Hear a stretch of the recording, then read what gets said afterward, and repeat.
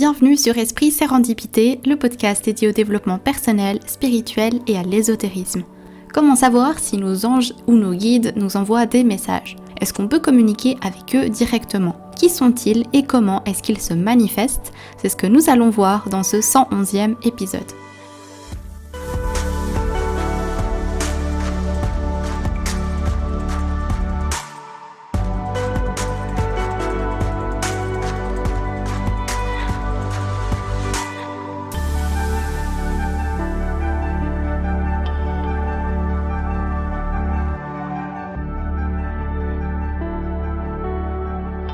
Bonjour à tous et bienvenue dans ce 111e épisode, j'espère que vous vous portez bien. Donc aujourd'hui, reprise des épisodes du podcast après mes vacances d'été.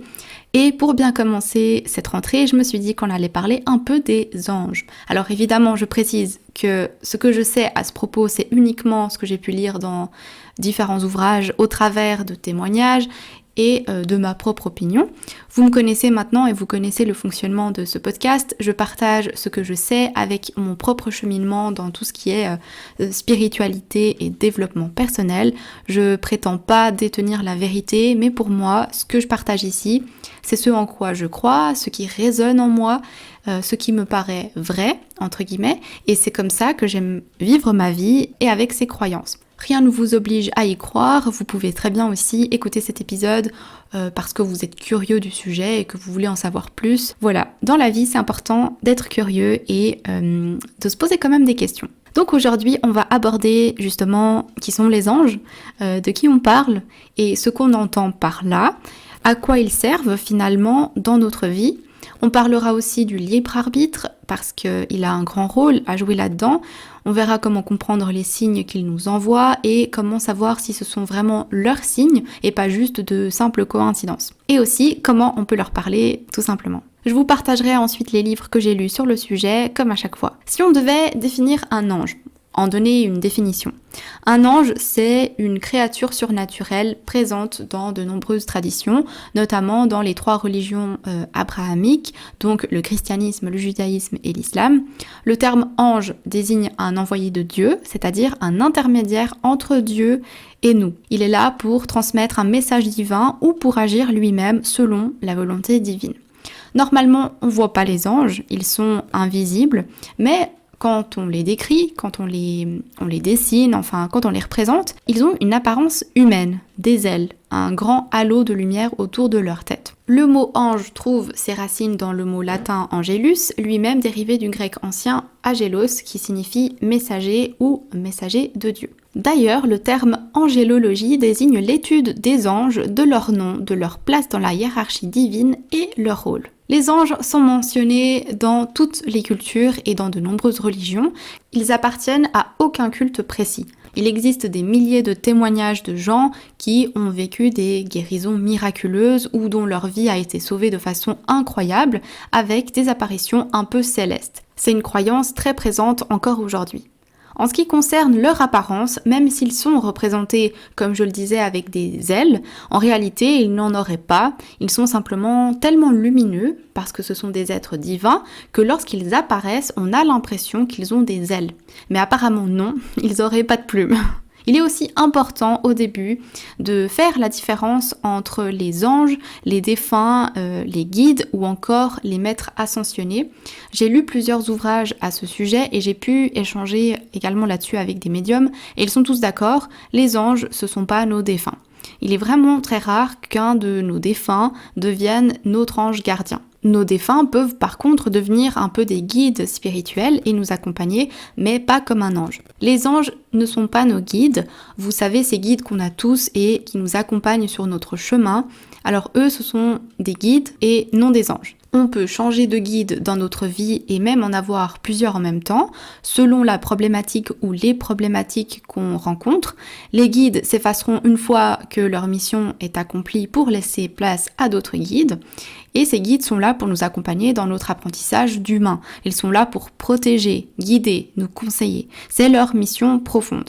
Certains guides ont déjà vécu des vies terrestres, d'autres pas. Ils peuvent n'avoir aucun lien biologique avec vous. Ça n'a pas d'importance, ils peuvent quand même être vos guides. Et enfin, les maîtres ascensionnés ne sont pas non plus des anges. Ce sont des êtres extrêmement évolués et sages qui ont pour la plupart vécu des expériences incarnées. On dit que par exemple, Jésus, Bouddha, la Vierge Marie sont des maîtres ascensionnés. Ils ne nous sont pas assignés à la naissance, mais on peut leur demander de l'aide si on le souhaite. Alors finalement, la mission des anges, c'est quoi ? Leur mission, c'est simplement d'aimer inconditionnellement les humains et de les accompagner à chaque pas. Ils souhaitent avant tout votre bonheur. Ils ne peuvent pas nous abandonner, même lorsque on pense être seul, ils sont là. Ça, c'est leur mission. À moins que vous leur demandiez expressément de ne plus intervenir dans votre vie ou de ne plus vous aider, là, ils se mettront un peu en retrait parce que vous avez votre libre arbitre. Par contre, si votre sécurité est en danger, alors là, ils interviendront. Il y a 4 choses que les anges peuvent nous apporter. Premièrement, de la guidance. Ils vont vous envoyer des messages, des conseils, des solutions, des idées. Parfois, ils feront naître des questions dans votre esprit pour justement vous aider à avancer, à évoluer. Ils peuvent vous guider subtilement vers un chemin plutôt qu'un autre. Si vous vous êtes déjà demandé par exemple pourquoi vous avez pris un chemin inhabituel ou qui ne vous ressemble pas, pour arriver à un résultat très intéressant, c'est sûrement parce qu'ils étaient là pour vous le souffler. Deuxièmement, ils apportent la guérison. Quand je parle de guérison, je parle de la guérison spirituelle, énergétique, karmique et parfois émotionnelle, mais pas de la guérison physique. Ils peuvent apporter de l'apaisement lorsqu'on est triste et nous aider à sortir de schémas un peu malsains pour nous, ou encore nous aider à nous détacher des personnes toxiques, mais ce ne sont pas des médecins. Troisièmement, ils apportent de la protection. Ils sont là pour nous protéger contre les menaces du monde. Quatrièmement, ils aident à réaliser nos rêves. C'est tout bête, mais c'est parce que notre bonheur leur tient à cœur qu'ils nous aident là-dessus. Ils peuvent par exemple nous envoyer des personnes qui vont nous aider à nous rapprocher de nos objectifs, nous mettre sur le chemin un prospectus, un numéro de téléphone, une opportunité professionnelle, des indices, des surprises, pour vous aider à vous rapprocher de votre rêve. Concernant les types d'anges, il y en a plusieurs, on ne va pas forcément aller dans le détail, mais au niveau des catégories, selon ce que j'ai lu, il y aurait les anges de guérison, qui sont dirigés par l'archange Raphaël. Ils vont vous aider au mieux pour votre santé physique, par exemple en vous montrant le meilleur chemin pour guérir, le choix des professionnels de santé, les aliments, etc. Comme je disais avant, ce ne sont pas des médecins, juste des guides et des protecteurs. Ils vont aussi vous apaiser, vous aider au niveau de votre santé mentale également. Ensuite, il y aurait les anges de protection, qui sont dirigés par l'archange Michael. Ils sont un peu comme les gardes du corps, ils donnent du courage et de la force. Vous pouvez leur demander de l'aide si vous vous sentez en danger. Ils peuvent aussi protéger vos biens matériels, comme votre maison, votre voiture, etc. Il y a les anges de l'amour, qui sont dirigés par l'archange Chamuel. Ils vont vous aider dans votre vie sentimentale, donc ici pareil, en vous donnant des idées d'endroits où aller passer votre soirée, et puis boum, vous rencontrez votre futur partenaire. Mais ça peut aussi être pour vous guérir sentimentalement parlant d'une rupture, de guérir vos blessures du passé. Et il y aurait aussi les anges de l'abondance dirigés par l'archange Ariel qui aident à attirer la prospérité. Ils peuvent par exemple vous faire passer sur un chemin où vous trouverez des pièces ou billets par terre. Ils peuvent vous envoyer une idée qui vous permettra de vous faire davantage d'argent. Mais quand on parle d'abondance, on ne parle pas juste de finances, mais de tout, que ce soit de l'abondance en amour, en santé, en amitié, etc. Alors vous allez me dire, c'est bien beau tout ça, mais comment on peut leur demander de l'aide ? Et comment savoir qu'ils nous ont envoyé un signe ? Tout d'abord, il faut savoir que les anges n'interviennent que si on leur demande de l'aide. Ça c'est important parce que si on ne demande pas, ils vont nous laisser vivre notre vie normalement, à notre rythme, avec notre libre arbitre. Parce qu'on est là pour évoluer à notre rythme. Et si on a envie d'aide, on demande. Sinon, ils nous donnent des petits coups de pouce quand c'est nécessaire, s'ils voient qu'on galère vraiment beaucoup. Mais pourquoi se priver de leur aide alors qu'elle est là et qu'on n'a qu'à demander ? Donc si vous vous sentez perdu, seul, et que vous savez pas quoi faire, il faut demander de l'aide. Si vous le faites pas, alors il faut pas vous plaindre de n'avoir aucune aide. Et puis quand je dis demander de l'aide aux anges, si vous aimez pas le terme ange, vous pouvez le remplacer par univers, par Dieu, par ce que vous voulez. Le truc le plus simple que vous pouvez essayer dès aujourd'hui et que je pratique maintenant depuis des années, et je vous assure que ça marche toujours, c'est de demander par exemple tout simplement une place de parking. Vous savez, lorsque vous devez vous rendre à un endroit où il y a un parking, mais qui se trouve être toujours plein et que vous tournez encore et encore à la recherche désespérément d'une place, si avant de prendre la route, vous demandiez à vos anges ou à l'univers quelque chose du style « Bonjour », moi je dis toujours bonjour d'abord, bonjour, je vais prendre la route pour me rendre à X, Y endroit. Je devrais me parquer tout près. Est-ce que vous pourriez, s'il vous plaît, m'aider à y trouver une place lorsque j'y arrive? Merci beaucoup. J'aimerais une place, si possible, assez proche de l'entrée. Et hop, vous roulez, vous pensez à autre chose, vous arrivez à destination et je vous assure que vous trouverez une place. Si le parking est plein, peut-être que oui, vous devrez attendre 2 minutes, mais vous n'attendrez pas des heures et vous n'aurez pas besoin d'aller ailleurs que sur le parking de votre choix. Je vous assure, moi ça marche à tous les coups depuis des années. Mais si je pars de la maison sans demander, alors là, ils vont pas forcément me venir en aide parce que j'ai mon libre arbitre. Donc première chose, c'est de demander, parlez à voix haute. N'hésitez pas et soyez pas timide ou ne vous sentez pas bête. Au pire, si ça vous gêne parce que vous êtes dehors ou en public, vous avez qu'à prendre votre téléphone et faire semblant de demander un service à un ami. Alors qu'en fait, vous appelez votre ange gardien pour lui demander de l'aide, mais c'est la même chose. Vous prenez votre téléphone, vous faites semblant de téléphoner, ça passe toujours.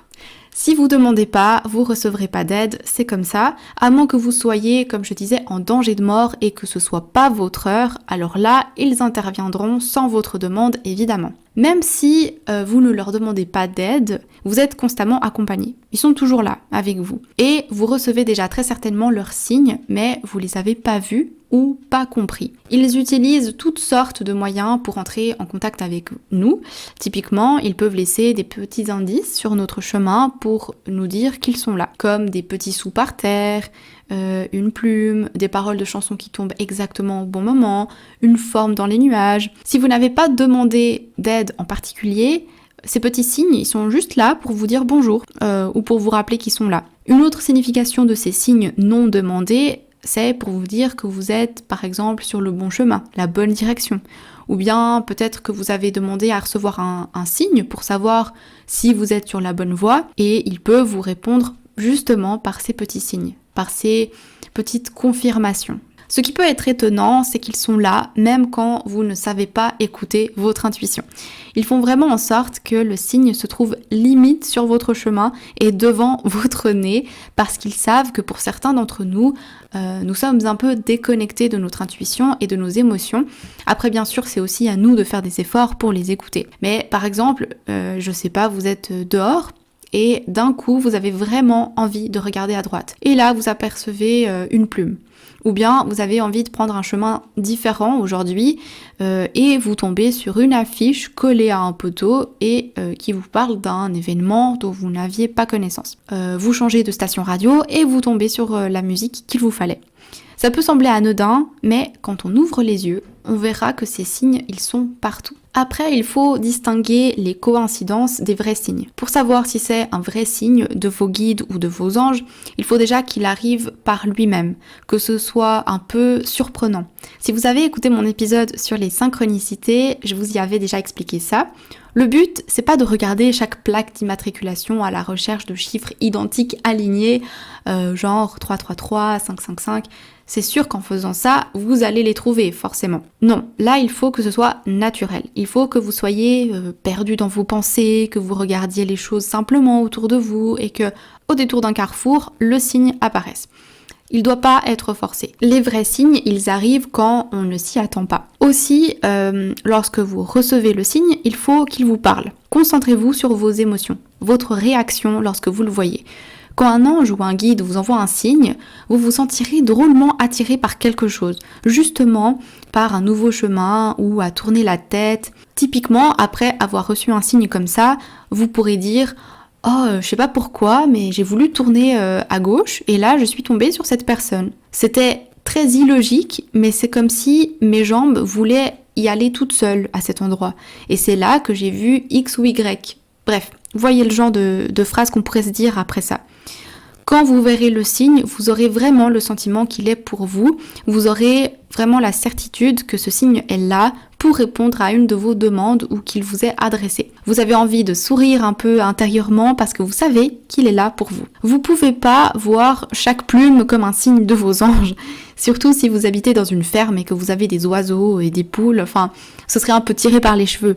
Par contre, si vous vous baladez dans un endroit a priori sans oiseaux et que vous tombez sur une belle plume, là où vous ne vous attendiez pas et que vous sentez que c'est votre signe, alors c'est que c'est réellement votre signe. Les signes qu'ils envoient peuvent être, comme je disais, donc des plumes, des sous, des étincelles ou des flashs de lumière, des odeurs, des brumes sorties de nulle part, des dessins ou des symboles cachés, des heures miroirs ou des numéros dits angéliques. Vous savez, ces séries de chiffres que vous pouvez retrouver sur des tickets de caisse, des numéros de maison, des plaques d'immatriculation, votre horloge, un numéro de téléphone. Ces séries de chiffres sont envoyées par vos anges pour attirer votre attention. Il existe une signification pour chaque nombre et chaque chiffre. Plus un chiffre est répété, plus son message est important. Un 3 seul n'aura pas la même importance qu'un 3, 3, 3, 3 par exemple. Après, les répétitions peuvent aussi être sur des nombres comme 451, 74. Ils ne doivent pas forcément être formés de chiffres identiques. Ça, c'est propre à vous. Si vous regardez cet épisode sur YouTube, j'insérerai un tableau avec un résumé de la signification de chaque chiffre, si ça vous intéresse. Les anges peuvent également vous envoyer des visions, c'est-à-dire que vous verrez peut-être une image ou un mot régulièrement dans votre esprit ou dans vos rêves ou vos méditations. Ils peuvent aussi créer des synchronicités. J'en parlerai pas dans cet épisode parce que j'en ai déjà parlé dans un autre. Si jamais il sera en barre de description. Ils peuvent aussi envoyer des solutions dans des paroles de chansons, dans vos rêves, des jeux de mots, des lapsus, des opportunités inattendues. Vraiment, ils vont employer des moyens très originaux parfois. Peut-être que vous m'écoutez et vous vous dites « Non mais moi je reçois jamais de signes, j'arrive pas à les voir et là je suis sûre qu'ensemble on va en trouver ». Souvent, ce sont des signes plus subtils.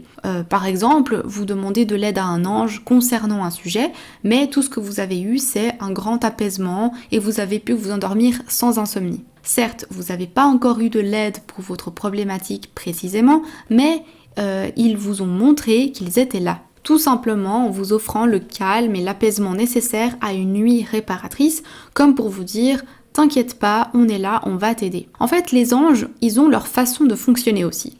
Il faut faire confiance et être patient et souvent on veut tout de suite et après ça crée des blocages. Il suffit de faire votre demande une seule fois et de lâcher prise. Ils s'occupent du reste. Votre travail, c'est d'avoir confiance, de suivre vos intuitions et de passer à l'action quand c'est nécessaire, quand vous vous sentez inspiré. Si vous sentez que vous continuez à être bloqué et que vous ne voyez toujours aucun signe, peut-être vous êtes simplement trop préoccupé. Si vous êtes stressé dans votre vie, que votre cerveau tourne à 1000 à l'heure, que vous êtes anxieux, il est possible que vous ayez totalement perdu contact avec votre corps et le moment présent. Alors il faut déjà travailler sur votre relaxation pour revenir bien présent et ancré sur terre. Mais je vous rassure, pas besoin d'être Bouddha pour recevoir un signe.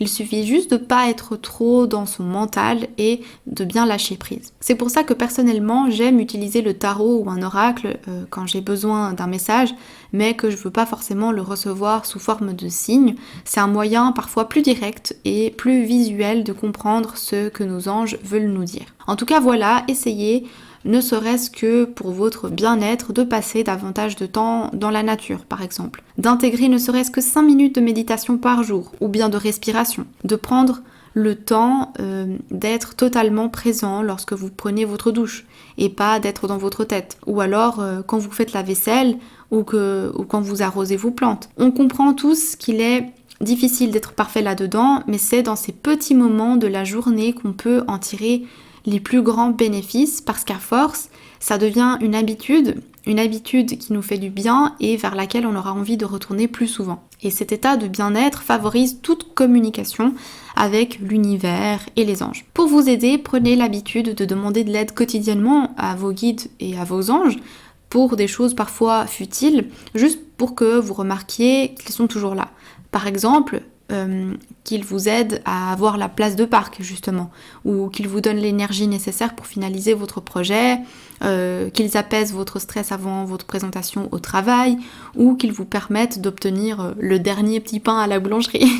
Essayez, prenez ça comme un jeu, vous prenez pas la tête. Un autre conseil que je peux vous donner, c'est de résister à l'envie de toujours tout interpréter. Ça, des fois, on reçoit une heure miroir et on passe 30 minutes à fouiller Internet à la recherche de la signification qui nous parlera le mieux. Et je suis tout à fait coupable de faire ça. Mais souvent, ce sont juste des signes pour vous montrer que vous êtes sur la bonne voie, ou qu'ils vous font coucou, ou pour vous dire qu'ils travaillent pour vous en ce moment. Si vous commencez à vouloir tout interpréter, ça va devenir vraiment fatigant pour vous. Bien sûr, si vous recevez constamment le même chiffre, c'est intéressant, oui, de voir sa signification, mais si ce sont des heures miroirs à répétition, mais sans que ce soit avec des chiffres identiques, et que vous voyez pas vraiment le sens derrière, alors ce sont juste des petits signes pour dire « Hé, c'est bien, ce que tu vis, c'est en train de te mener là où tu dois aller. » Ou bien « Ne sois pas triste ou frustré, cette expérience est en train de te faire grandir. » Fais confiance à ton intuition, suis ton idée, ou bien encore ah non, réévalue ta situation, t'es pas très heureuse ici. Mais si vraiment vous voulez être sûr que le signe que vous avez reçu est un vrai signe, alors vous pouvez toujours demander une confirmation. Il faut simplement leur parler, leur dire mes anges, je vous remercie pour vos messages, je veux être certaine d'avoir bien compris, alors est-ce que vous pourriez m'envoyer une confirmation facile à comprendre s'il vous plaît. Vous pouvez même leur demander un signe particulier, par exemple, pour confirmer que je suis dans la bonne voie, pourriez-vous me montrer et là je sais pas, vous dites un lutin vert. Enfin, voilà, vous choisissez quelque chose. De mon côté, une fois, j'avais demandé à recevoir une libellule pour une confirmation et j'en avais vu une voler juste devant mes yeux à un endroit totalement improbable. Et à partir de ce moment-là, pour cette même situation, à chaque fois que j'avais un doute, je demandais un signe et je recevais à nouveau une libellule, que ce soit sur un pins ou encore sur la devanture d'un restaurant. Dans tous les cas, restez patient et n'hésitez pas à demander des confirmations si jamais vous vous sentez perdu. J'aimerais encore vous préciser quelque chose avant de clôturer cet épisode. Les anges, ce sont des guides, des protecteurs. Ils sont pas là pour vous lire l'avenir. Votre avenir, il n'est pas tracé. Vous avez un libre arbitre. Vos actions et vos pensées vous mènent à votre avenir. C'est vrai que certains éléments sont prédéfinis, certaines rencontres ou des événements marquants, mais le reste, c'est up to you, comme on dirait en anglais. Ils vous aideront à prendre le chemin le plus épanouissant pour vous, le chemin qui vous apportera du bonheur, mais jamais ils pourront vous lire l'avenir, vu qu'il est inconnu. C'est exactement la même chose pour le tarot ou les oracles. Quand on dit lire l'avenir, c'est plutôt ok, à cet instant T, au vu de tes énergies, ça pourrait éventuellement mener à ce résultat. Mais ça ne veut pas dire que ce résultat est gravé dans le marbre. Il peut tout à fait changer parce que vous avez votre libre arbitre et parce que vous prenez des décisions et vous changez d'avis et ça change tout le reste. Mais bon, croyez-moi, recevoir de l'aide de la part de vos anges et leur guidance quand on en a besoin, c'est déjà extrêmement bien. On n'a pas besoin non plus de connaître l'avenir. Voilà, écoutez, c'est tout pour cet épisode. Je vais m'arrêter là. J'espère qu'il vous aura été utile et que vous aurez mieux compris comment fonctionnent les anges, si on peut dire. Je prévois de faire un épisode un peu spécial. En tout cas, j'aimerais bien. En fait, il s'agirait de regrouper vos différents témoignages de signes, synchronicité et communication avec vos guides et anges. Et pour ça, j'aimerais, si vous avez envie bien sûr, que vous les partagiez avec moi pour qu'ensuite je les partage avec le reste de la communauté. Évidemment, je les garderai anonymes. Vos témoignages, ils seront anonymes au cas où, mais si vous avez envie de les partager, j'ai mis en barre de description l'adresse email à laquelle vous pouvez envoyer votre témoignage et je préparerai un prochain épisode avec tout plein de belles expériences à ce sujet. Voilà. Sinon, pour écouter les anciens épisodes du podcast, c'est évidemment sur toutes les plateformes habituelles et pour me suivre sur Instagram, c'est en barre de description que ça se passe. On se retrouve dans 2 semaines pour un prochain épisode. D'ici là, prenez soin de vous et à bientôt.